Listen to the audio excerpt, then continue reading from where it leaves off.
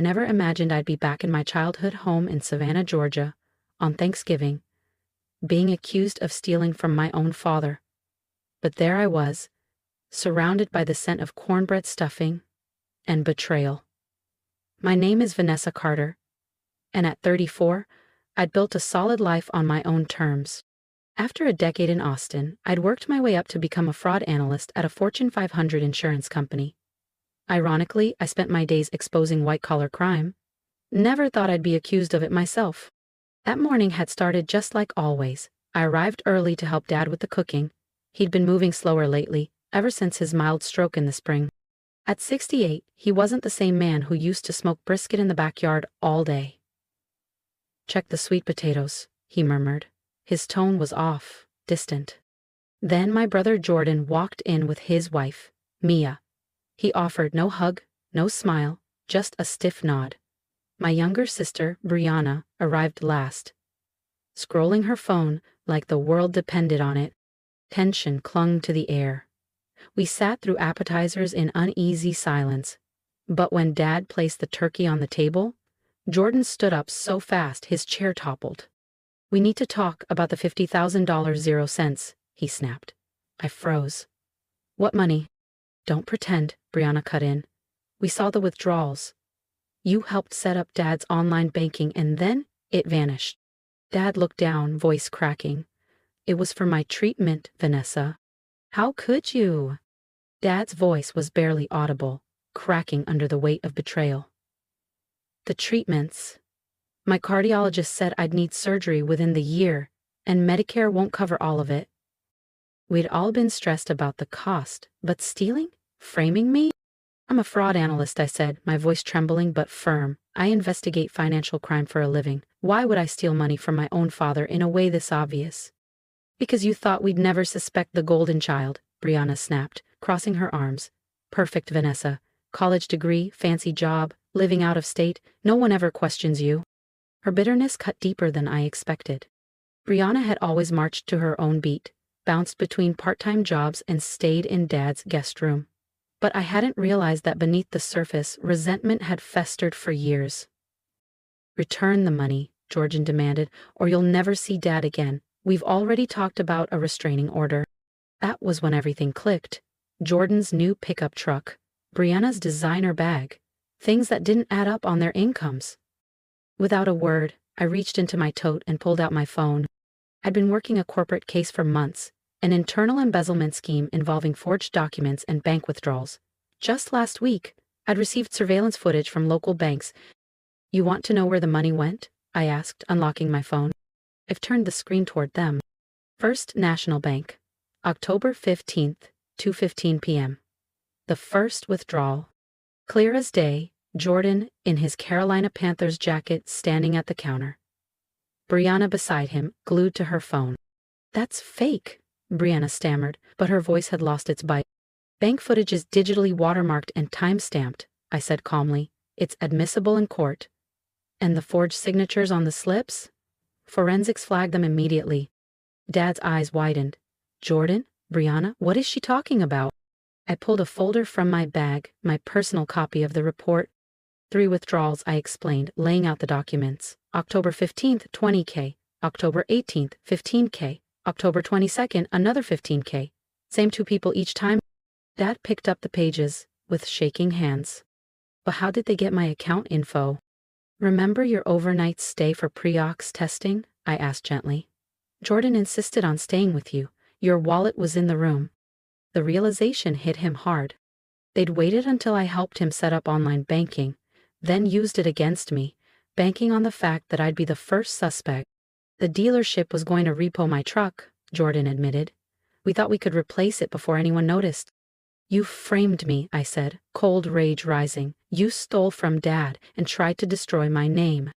"You always had everything," Brianna cried. "I was just sick of being invisible." Mike's wife, Mia, silent until now, stood up. "You told me she took it," she whispered. "Not that you did." The silence in the room was suffocating. "I've already contacted the bank's fraud division," I said quietly. "They're waiting for Dad's confirmation to move forward." "Vanessa, don't. Please," Jordan begged. But Dad looked up, his voice steady now. Family doesn't steal from family. And family certainly doesn't try to frame family for theft. I reached across the table and gently took Dad's hand. I already spoke with the hospital, I said quietly. They can reschedule your procedure for next month. I'll take care of everything. You don't have to do that, Dad said, his voice rough with emotion. Yes, I do, I replied, because that's what real family does. We help each other, we don't lie, we don't steal. Across the table, Jordan and Brianna sat stiff and silent. Dad reached for his phone with trembling hands and dialed the number I had given him weeks ago, First National's fraud department. I listened as he began the heartbreaking process of reporting his own children. As he spoke, I looked at Jordan and Brianna. Really looked. When had they turned into people capable of this? Was it years of resentment? Pride? Desperation? The turkey sat cold and untouched on the table, surrounded by plates that no one had the appetite to clear. This wasn't the Thanksgiving we imagined, but it was the one we'd never forget. The next few days were a blur. I took time off work to help Dad sort out the mess. Talking to police, scanning records, drafting reports, each conversation unearthed a new betrayal. On Saturday morning, Dad handed me a folder. I found these in Brianna's closet, he said. Inside were credit card statements. 6 accounts, all opened in his name. Thousands spent on clothes, salons, high-end restaurants. I sifted through them with detached efficiency. My analyst brain kicked in, even as my heart sank. This is identity theft, I said quietly. She's been living off your credit. With the bank withdrawals, this isn't just bad, it's criminal. They'll go to jail, Dad whispered. My own kids. Before I could respond, my phone buzzed. A text from Mia. Can we meet? There's more you need to know. We met at a quiet cafe near the river. She looked exhausted. Jordan's gambling again, she said, eyes dull. The car wasn't in danger of repossession. He lied. He used the money to pay off betting debts. I swallowed hard. Jordan had gone through rehab 10 years ago. We'd all believed he was clean. There's more, Mia added. He got Tommy involved, told him to tell police he saw you at the bank, said it was just a joke, a harmless family prank, he called it. My stomach turned. He dragged his own son into this? He told Tommy no one would get hurt, but my son's been crying for 2 days. I'm leaving him, Vanessa. I won't raise a child in this madness. Back home, I found Dad in his study, holding a photo from my college graduation. Were there signs, he asked. Did I miss them? We all did, I said, sitting beside him. They hid it well. The doorbell rang. Through the window, I saw Brianna pacing nervously. Don't open it, I warned, but Dad already had. She burst in. Dad, please, you have to drop the charges. They're saying it's felony fraud. You should have thought of that, Dad said, voice steely, before you stole from me. If you've been holding your breath like I was, just wait until you see what happened when the police got involved. Subscribe to the channel so you don't miss what came next, because this Thanksgiving fallout was just the beginning. The shiny new iPhone in Brianna's manicured hand gleamed under the porch light, paid for with money she stole. You're not a failure because of me, I said quietly. You're in this position because of your choices, and now you have to face the consequences. The police called this morning, Dad added, his voice hoarse. They want us to come in tomorrow to discuss pressing charges. Against both of you. Brianna's face crumpled. You'd really send your own children to jail? You really tried to frame your sister for theft? Dad countered. Just then we heard the crunch of tires on gravel. Jordan's car pulled into the driveway. He got out looking nothing like the sharp-dressed financial advisor he played at being. Shirt wrinkled, hair unkempt. Family meeting, he announced, striding in without knocking. I have a proposal. You're not supposed to be here, I reminded him. The police were very clear. He waved me off. This is more important. He looked at me. Vanessa, you make good money. If you just loan us enough to replace what we took, Dad can tell the bank it was a misunderstanding. I stared at him. You want me to pay you to cover the money you stole? To erase the fact that you tried to destroy me? Dad's voice sharpened. Are you actually suggesting that Vanessa should fix your crimes? It's not just about money, I said, standing. You got your own son to lie to the police? You crossed a line that can't be uncrossed. Jordan's mask cracked. You don't understand. If this gets out, I lose everything. My license, my clients, my career is over. Maybe it should be, I shot back. You betrayed every ounce of trust anyone gave you. She told you, he muttered, jaw clenched. Andrea had no right. She had every right, I snapped. She's protecting Tommy, something you clearly failed to do.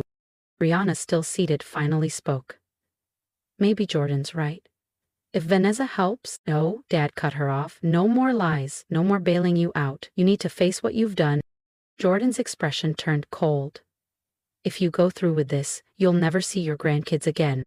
The air went still. But Dad didn't flinch. If that's your choice, Jordan, so be it. But I won't be blackmailed. Not anymore. I looked at them, my own siblings, strangers now in every way that mattered. You should leave, I said. The police have your statements. They'll be in touch. You're really doing this to us? Brianna whispered. Your own family? You stopped being family when you stole from Dad and tried to ruin me, I replied. Everything since has just proved it. They left, and as the door closed, Dad sat heavily in his chair, shoulders sagging. I keep hoping I'll wake up, he said softly. Took his hand. We'll get through this, one step at a time. But as their cars disappeared down the street, I wasn't sure we ever truly would. Some things, once broken, should stay that way. Jordan was sentenced to 18 months, Brianna got 12. Both were ordered to pay restitution. Outside the courthouse, Andrea approached us. Tommy trailed behind her, wrapped in his father's oversized jacket, eyes fixed on the ground. Vanessa, Andrea said softly, Tommy has something he wants to say. My 16-year-old nephew stepped forward. His voice trembled. I'm sorry, Aunt Vanessa. Dad said it was just a joke, that no one would believe me anyway. I didn't know. I cut him off with a hug. He stiffened and melted into me, sobbing against my shoulder. I don't want him to go to jail, he choked. I know, buddy. I whispered. What else could I say? How do you explain justice to a boy who just wanted to believe in his father? Dad rested a hand on Tommy's shoulder. You'll always have a place with us, no matter what. Andrea wiped her eyes. We're moving in with my sister next week. I filed for divorce yesterday. Another piece of our broken family, lost. That evening, I found myself digging through old photo albums and DVDs in Dad's den, surrounded by dusty fragments of a better time. Brianna's high school graduation, Jordan's wedding, before everything fell apart. Christmas mornings, poolside summers, laughter once loud and easy. Dad walked in quietly, settling beside me. Trying to understand when it all went wrong? I nodded. When did they stop seeing me as a sister and start seeing me as competition? He sighed, picking up a photo of Brianna in her first ballet recital. Did your mother and I cause this? By celebrating your achievements? By helping with college? No, I said gently. They made their choices. Adult choices. And now they're facing adult consequences. He nodded slowly. Still, a parent always wonders. There was a pause. Then, they want to meet with us, before sentencing. I stiffened. Why? Their lawyers think showing remorse might help with sentencing. He squeezed my hand. We don't have to go. But a week later we did. The lawyer's office was sterile and cold. Jordan and Brianna sat across from us, looking smaller, hollowed out. I've started going to Gamblers Anonymous, Jordan began, twice a week. I should have gone years ago. I'm seeing a therapist, Brianna added, eyes downcast, trying to work on my self-worth issues. Their apologies felt rehearsed, scripted. But I listened. So did Dad. Expression unreadable. Finally he spoke. I believe you're sorry. Sorry you got caught. Sorry you're being punished. But are you sorry for what you did? Neither of them could answer, not really. He stood. I hope prison teaches you what we couldn't. But I don't trust you, and I'm not sure I ever will. As we turned to leave, Brianna called after me. Vanessa, don't you have anything to say? I paused. Just this. I would have helped you. All you had to do was ask. You chose betrayal over trust. That's what hurts most. Driving home, Dad broke the silence. You did the right thing. Did I? I asked. Yes, he said firmly. You're not responsible for their ruin, only how you rise afterward. And for the first time in months, I believed him. That evening, we sat on Dad's porch, the fading sun casting gold across the garden. 2 unopened letters rested between us, one from Jordan, one from Brianna. They've been writing every week, Dad said, touching the envelopes. Andrea says Jordan is leading a Gamblers Anonymous group inside, and Brianna's teaching accounting to other inmates, I added, keeping my voice neutral. The ones they sent me? Still sealed, still in the drawer. Tommy's doing well, Dad continued. His grades are climbing. Andrea says he's talking about studying law. I smiled. He wants to help people like us. Those who've been manipulated. We had dinner with Andrea and Tommy twice a month now. Slowly we were rebuilding something new, family rooted in truth, not obligation. Vanessa, Dad said gently, I've been thinking about forgiveness. I tensed. Not forgetting, he clarified. But carrying all this anger? It's heavy. He was right. The anger I thought protected me was beginning to isolate me. Just last week, I'd walked out on a promising date because the guy mentioned his siblings. I got a call from the restitution office, I said. Jordan and Brianna have started making payments. Small, but consistent. Dad nodded. Baby steps. Do you ever wonder if we did the right thing? Every day, he said. But then I remember. They made their choices. I picked up Brianna's letter. Not ready. That's okay, he said. Healing takes time. We sat in silence as the sky turned purple. Life was moving forward. Dad had even started seeing someone. Just coffee dates, nothing serious. I've been offered a new role, I said. Leading a fraud prevention program. His eyes lit up. Vanessa, that's incredible. I want to turn all this into something that helps others. He squeezed my hand. Your mom would be proud. You too, I said. You stood strong. Later, at home, I moved the letters from my drawer into a box labeled Family History. Not forgotten, but no longer shaping my present. A message lit up my phone. Tommy got an A on his ethics paper. Says you inspired him. I smiled. Tell him I'm proud. Sometimes family breaks, but in the cracks something stronger can grow. And that's where I've chosen to live. Among the real, where trust is earned and peace is possible. If you've ever had to choose peace over family, I'd love to hear from you. Share your thoughts, advice, or even just a few words of support in the comments. I'm learning that healing isn't about forgetting, it's about rebuilding stronger. If my story resonated with you, don't forget to subscribe. Sometimes, we survive by turning our scars into stepping stones for ourselves and others.